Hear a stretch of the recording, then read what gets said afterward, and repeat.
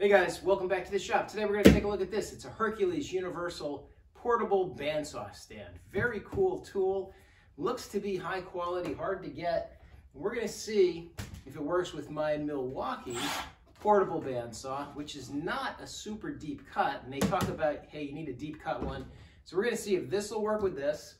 And then we're going to see if once it's in there, it's easy to get out, because sometimes you want to use this tool handheld.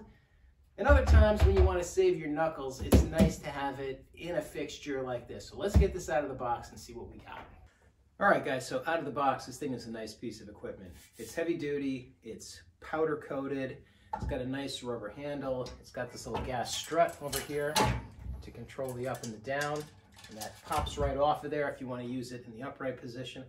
So it's really, really nice, and my questions were, geez, am I going to be able to use it with my smaller Milwaukee saw, and will I be able to get it in and out of there easy? Now there's a couple of problems related to that, so I'm going to shift the camera around and actually show you what those problems are. So let's take a look. All right, so if you want to try to mount one of these smaller saws and use it, there are three problems you have to overcome: the mounting, the trigger, and the size or the depth of the cut. Mounting is the squeeze mechanism in the back, that works fine. In the front, the bigger saws have a handle. This doesn't have a handle. They include these adapter plates. So in theory, you could get around that by using one of the included adapter plates and building some kind of mount to attach to your saw and then attach to the adapter, but you'd have to do that yourself. Not a big deal. The trigger is another problem. The bigger saws don't have a horizontal grip. They have a vertical grip with the trigger in the back that actuates that way. My trigger goes up and down, so that makes the included trigger mechanism useless.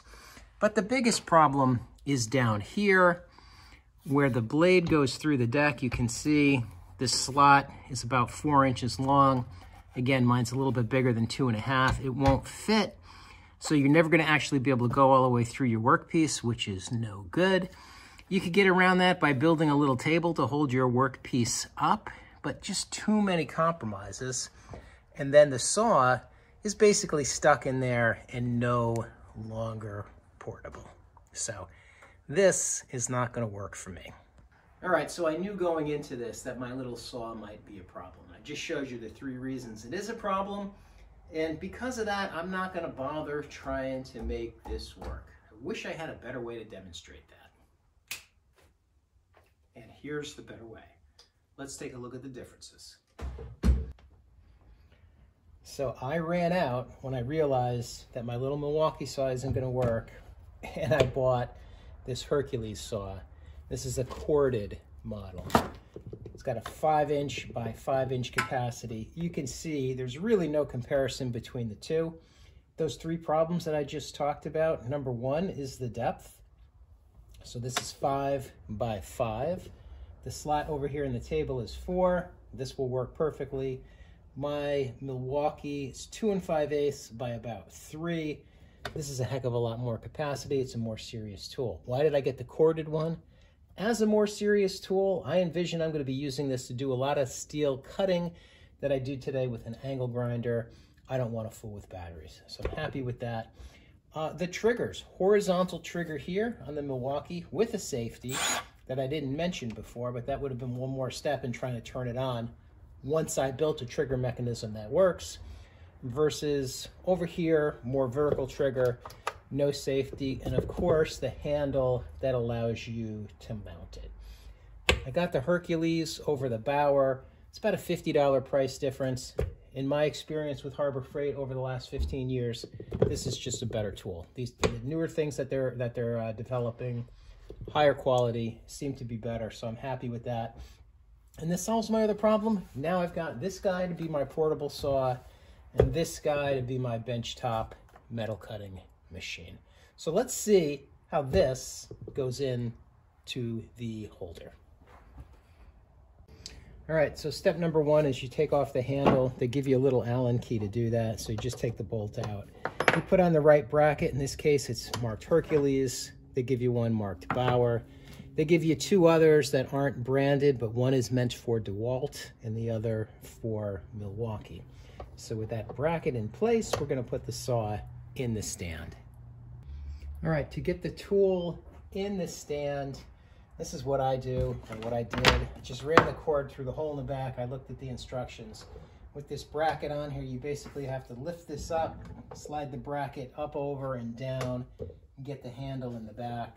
So I'm going to carefully do that.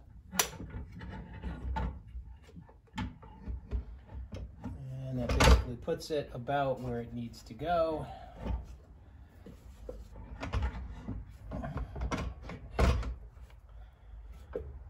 And bringing it down. Puts it in position. Now you can see, obviously, if I had a blade in there, that blade would go all the way through. So I am going to look at the instructions, but basically it's going to say, hey, make sure this is straight, put the bolts in here and tighten them up, and tighten your grip. So I'm going to go ahead and do that. Now I got to tell you, I've never been the biggest fan of the quality of some of the hardware at Harbor Freight, and these pieces live up to that low expectation. So the washer is so tight that it's effectively captive. All right, they give you two of these washer, lock washer, screw combinations. This one's even tighter. So it's either use this hardware the way that it is, so that it would be lock washer, washer, then no washer, no anything on the bottom, which I'm not a big fan of, or try to back these washers off of here, or use my own hardware. I'm going to see if I can get these washers off, but this is a little bit of a pain in the neck. All right, so I decided I'm not going to spend a lot of time trying to get these washers out of here, and they are really on tight. So instead of putting it together without anything on the bottom, I got my own M8 lock washers, and just going to use those. So be prepared to deal with this if you have to. For now, both sides just finger tight.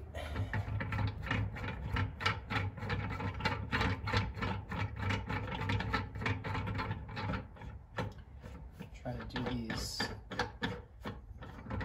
roughly evenly. All right, and there you go. Everything in from a finger tight perspective. And saw hits a little bit, so we probably want to just make some minor adjustment, but let me take a look and see what it says in the manual. All right, the manual basically says what I would expect, which is put the gas strut on. I did lower the saw down and move it forward so that it's as close to the backstop here as you can get it. So these are just finger tight, but I guess my fingers are pretty strong.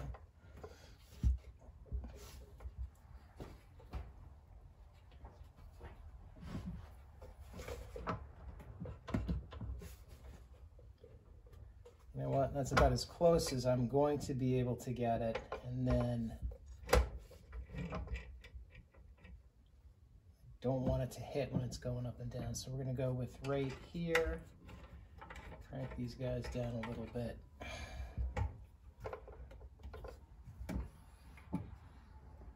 Okay, now we're going to just tighten things up. And finally, guys, this trigger mechanism is a little bit low tech and wonky, but it works fine. You slide the bar across.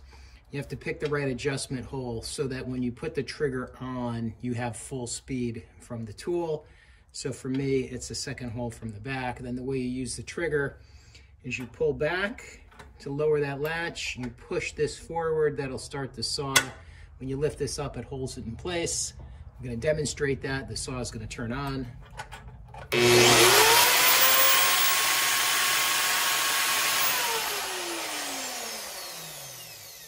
And you do the reverse to shut it off. All right, guys, and the last thing I want to show you is how you can use this tool in the upright position. So basically, you remove the gas strut. You need to have the tool on a surface where the bottom part can go down. So I'm going to pull her out a bit here. And of course, it helps to have the chain disconnected when you do this. Raise it up a bit.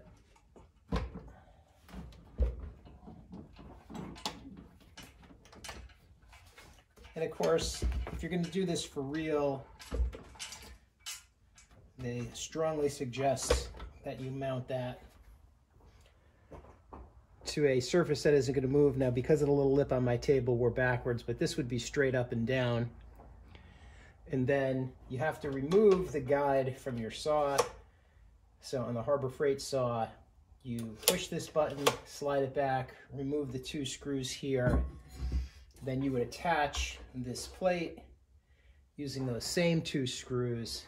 And now you've got a really cool benchtop version. Now, I'm going to guess I'm going to use it more the other way, so I'm going to leave it configured the way that I have it, the normal configuration for the time being. But we'll see as things go forward if it turns out that I can get some use out of it this way. Okay guys, that's going to do it for this video. I can't demonstrate it for you because I don't have a blade for my new saw. When I get a blade, maybe I'll do a video and show you how you put the blade on while it's in the stand. Hopefully that's easy. And show some cutting, but there's other videos out there that'll show you how to do that with this. So I think it's going to be a great addition to my workshop. I hope you found this video valuable. If you did, do me a favor, give me a like and subscribe, and we'll see you next time. Thanks for watching.